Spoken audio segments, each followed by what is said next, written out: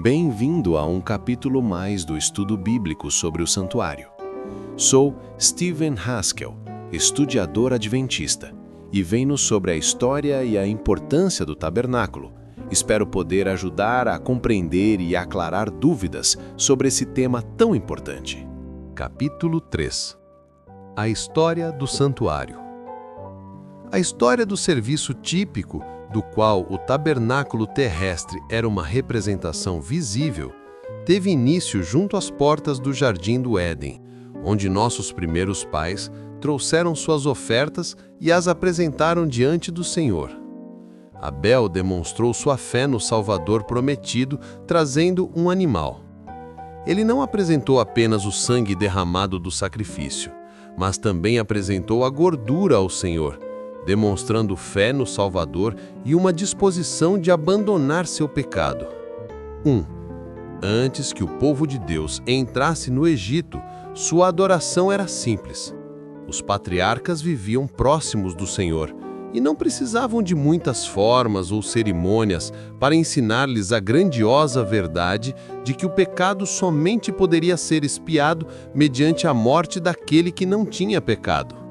Eles precisavam apenas de um rústico altar e de um inocente cordeiro para ligar sua fé ao infinito portador do pecado. À medida que os patriarcas peregrinavam de um lugar para o outro, eles estabeleciam seus altares e ofereciam seus sacrifícios, e Deus se aproximava deles, muitas vezes demonstrando sua aceitação das ofertas por enviar fogo do céu para consumir os sacrifícios. De todos os sacrifícios registrados no livro de Gênesis, nenhum se aproxima tanto da grande oferta antitípica como o que foi exigido de Abraão, quando Deus o chamou para oferecer seu único filho. A prova da fé não estava simplesmente no fato de que Isaque era seu único filho legítimo, mas Abraão havia compreendido que, através da posteridade de Isaque, o Messias há muito prometido viria e, ao oferecer Isaque, Abraão estava eliminando sua única esperança de salvação, bem como a do mundo, mas sua fé não vacilou. Ele cria que o mesmo Deus que tinha feito um milagre ao dar-lhe um filho, poderia trazer esse filho de volta da morte para cumprir a promessa que ele tinha feito. Hebreus 11, 4. O Senhor escolheu o local exato para a oferta de Isaque. Ele disse a Abraão: "Toma teu filho, teu único filho, Isaque, a quem amas, e vai-te à terra de Moriá. Oferece-o ali em holocausto, sobre um dos montes que eu te mostrarei." Hebreus 11, 17, 19. Quando Abraão e Isaque saíram para aquela jornada memorável, foram dirigidos pelo Senhor para o Monte Moriá, e quando chegaram ao lugar, Abraão construiu um altar e amarrou Isaque sobre ele, pronto para sacrificá-lo, mas o Senhor segurou sua mão.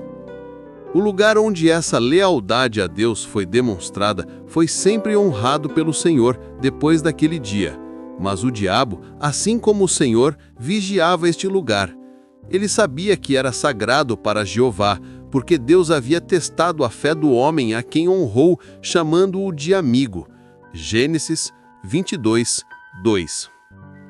Por mais de 400 anos depois que os filhos de Israel entraram na terra prometida, Satanás ocupava este lugar.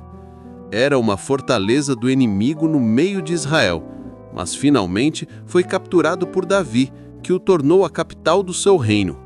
Depois, Jerusalém foi chamada de Cidade de Davi. Tiago 2, 23. A eira de Ornã, o Jebuseu, onde o anjo do Senhor apareceu a Davi, estava localizada no mesmo lugar. O profeta disse a Davi erguer um altar na eira e ali Davi fez uma consagração especial ao Senhor. Poucos anos depois, o templo, erguido sem som de martelo, ocupava esse mesmo terreno. 2 Samuel 5, 9. Deus conquistara aquele monte e designou que o lugar fosse santificado por sua presença. Mas seu povo foi infiel, e quando o Senhor da Luz veio ao seu próprio templo, foi desprezado e crucificado, e a cidade santa e o local do templo sagrado passaram às mãos dos gentios. Satanás está guardando este lugar vigilantemente neste tempo presente, com a intenção de nunca mais abrir mão dele.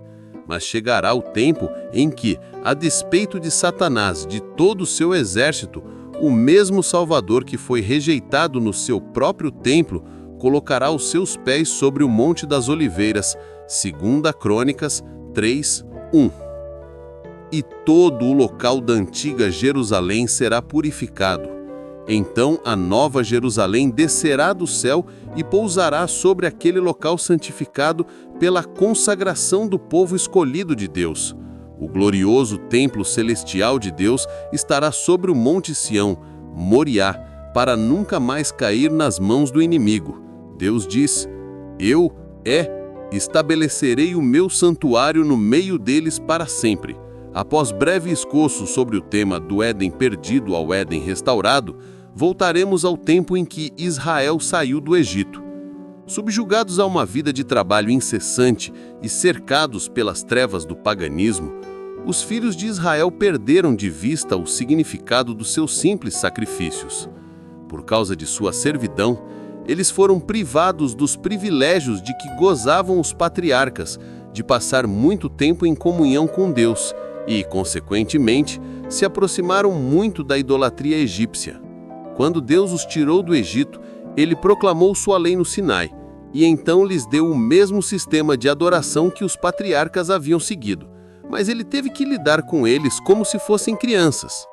Por causa de que eles unicamente conseguiam compreender as verdades por meio de ilustrações simples, Deus lhes deu o sistema de adoração que Abraão, Isaque e Jacó haviam seguido, mas na forma de jardim de infância, assim como nós usamos métodos mais simples para ensinar às crianças as lições que adultos podem compreender com facilidade. Eles se tinham afastado tanto que não conseguiam compreender como Deus poderia viver com eles sendo invisível. Então Deus disse: E me farão um santuário para que eu possa habitar no meio deles. Zacarias 14, 4-11. A coluna de nuvem acima do tabernáculo e a presença visível de Deus manifestada em seu interior ajudaram os israelitas a compreender com mais facilidade a realidade da contínua presença do Senhor. Esse santuário era uma sombra ou modelo do santuário celestial, e o serviço foi tão bem planejado pelo Senhor que toda a obra era um tipo ou representação da obra que o Filho de Deus faria na terra e no céu para a redenção da raça perdida. Êxodo 25, 8. Foi a mais maravilhosa lição objetiva que já foi concedida à humanidade. O santuário foi concluído enquanto os israelitas acampavam no Sinai, e durante os 40 anos de peregrinações no deserto, o levavam com eles. Quando chegaram à terra prometida, foi estabelecido em Gilgal por alguns anos e depois levado para Siló, Josué 5, 10-11, onde permaneceu por muitos anos. Quando Davi fugia de Saul, o tabernáculo estava em Nob, Josué 18, 1. Pois ali os profetas colocavam o pão da proposição diante do Senhor a cada sábado. Depois foi estabelecido em um lugar alto de Gibeão. O tabernáculo permaneceu em Gibeão até ser transportado por Salomão para Jerusalém. Joséfos relata que Salomão transportou para o templo o tabernáculo que Moisés havia montado e todos os utensílios que eram para o ministério dos sacrifícios a Deus. 1 Crônicas 16, 39, 16, 1-9. A história do Templo de Salomão é realmente uma história da experiência religiosa dos filhos de Israel. Quando eles se afastaram do Senhor, o templo foi negligenciado e às vezes até sofreu violência. Foi saqueado por Shisaque, rei do Egito. 1 Crônicas 16, 16, 17. Sob a orientação de Joiada, foi reparado por Joás. 1 Reis 12, 4. Que adquiriu seus tesouros para apaziguar os sírios. Pouco tempo depois, Acaz não só saqueou seus tesouros, mas também profanou seus compartimentos sagrados. Sob o reinado do bom rei Ezequias, o templo foi purificado e seu culto restaurado. Mas mesmo Ezequias despojou-o de seus tesouros para conseguir um tratado com os assírios. 2 Crônicas 29, 3 a 35. Mais uma vez, foi contaminado pela adoração idolátrica de Manassés. O bom rei Josias, quando era somente um jovem de 18 anos, restaurou e purificou o templo e restabeleceu seu culto novamente. Finalmente, por causa da infidelidade do povo escolhido de Deus, o templo foi queimado até o pó e seus tesouros levados à Babilônia. 19 anos depois, a reconstrução do templo por Zorobabel foi concluída e a casa de Deus dedicada com grande alegria. 2 Reis 21, 4 a 7, Esdras 6, 16, 22. Herodes dedicou 46 anos à reforma do templo de Zorobabel, até que nos dias de Cristo tinha se tornado uma estrutura magnífica. João 2, 20. 21. Antes disso, os serviços eram dirigidos a Deus. De agora em diante, não significavam nada além de uma zombaria vazia, pois Deus havia se retirado do santuário. Mateus 27, 50, 51. O templo permaneceu em pé até 70 depois de Cristo, quando foi destruído pelos romanos. Hoje o local sagrado é coberto por uma mesquita maometana. A epístola aos Hebreus demonstra que o principal apóstolo claramente ensinou o cumprimento antitípico dos tipos e sombras celebrados. Mateus 23, 37 e 38, por tantos anos. Não se deve esquecer que o dom do espírito de profecia e o sábado do Senhor estiveram sempre ligados ao serviço do santuário. Não temos motivos para duvidar de que durante a história da igreja cristã primitiva, o tema do santuário e a obra antitípica de Cristo no céu eram claramente compreendidos pelos cristãos. Mas quando a Bíblia foi retirada deles, quando o sábado do Senhor foi encoberto e a voz do espírito de profecia já não mais era ouvida dirigindo a igreja, então perderam de vista a bela obra antitípica representada pelo antigo serviço do santuário. Mas chegou o tempo de começar o grande juízo no céu, quando o Pai e o Filho, com sua comitiva de santos anjos, passaram para o lugar santíssimo do santuário celestial. Nenhuma cerimônia suntuosa na terra poderia se comparar com esse cortejo majestoso.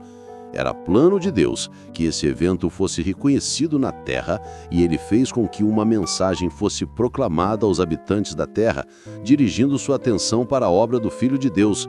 Isto é conhecido como a mensagem do primeiro anjo de Apocalipse 14, 6 e 7. Um grande grupo aceitou a mensagem e sua atenção foi focada no Salvador, mas eles não entenderam a obra antitípica do santuário e, portanto, esperavam que o Salvador viesse à terra. Contudo, em vez de vir à terra, ele entrou no segundo compartimento do santuário celestial para dar início à obra do juízo. Esse grupo, que havia sido reunido como resultado da mensagem do primeiro anjo, amava seu Senhor e, com um profundo desejo de entender por que ele não havia retornado à terra, eles se aproximaram tanto de Cristo que, em resposta às suas sinceras orações, ele lhes dirigiu a atenção para o santuário celestial. Ali viram a Arca da Aliança de Deus, que contém sua santa lei, e reconheceram suas reivindicações sobre eles, começando a santificar o sábado do Senhor. O serviço do santuário, o sábado e o espírito de profecia sempre estiveram juntos nas épocas passadas. E quando a luz do antitípico serviço do santuário chegou ao povo de Deus, ele mais uma vez lhes concedeu o espírito de profecia para lhes revelar as verdades solenes em relação ao ministério de Cristo no céu, que de outra forma não teriam compreendido.